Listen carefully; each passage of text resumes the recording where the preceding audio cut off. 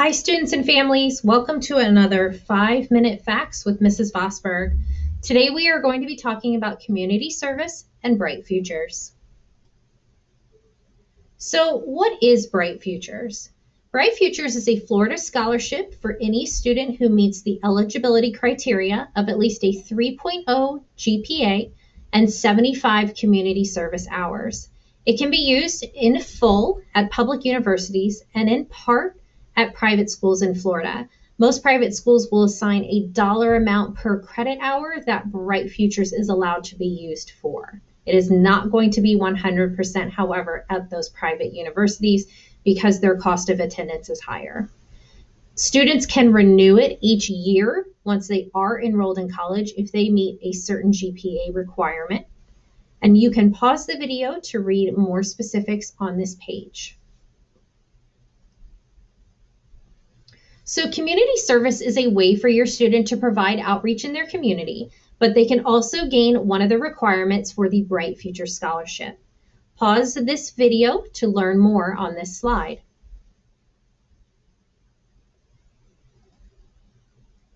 Here are some location ideas for students.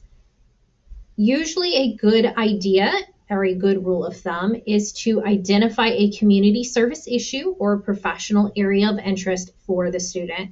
So for example, if a student is passionate about helping animals, an animal shelter would be a great way for them to serve their community service hours. Or in my example on the slide, if a student is interested in pursuing a career in medicine, perhaps they can shadow a physician or volunteer at a hospital. So I get this question a lot. What if my student already has something like Florida Prepaid where we have set money aside for them? In most cases, the university always bills prepaid first, and then any extra money left over will be utilized by the student to cover any other sort of expenses. So books, lab fees, transportation, etc. Essentially, your student has the potential to get paid to go to college.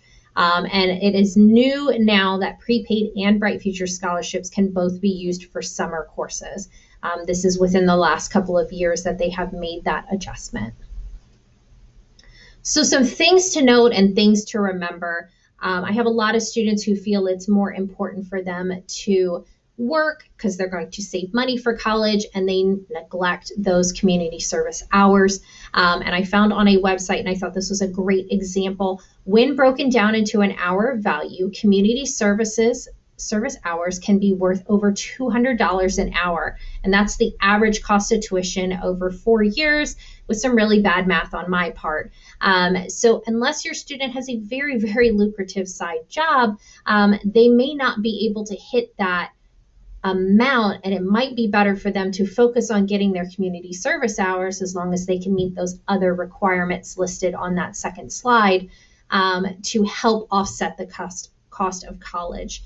The community service hours do need to be signed off by the school counselor, so all paperwork must be submitted to us, usually prior to starting, to make sure that you're volunteering at a worthy place.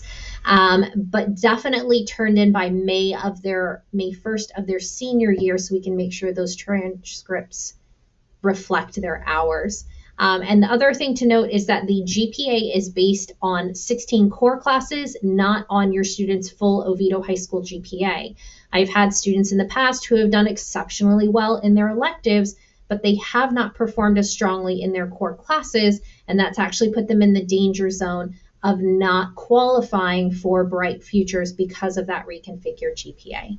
So I hope you found this helpful, and as always, reach out to me or your child's school counselor if you have any questions.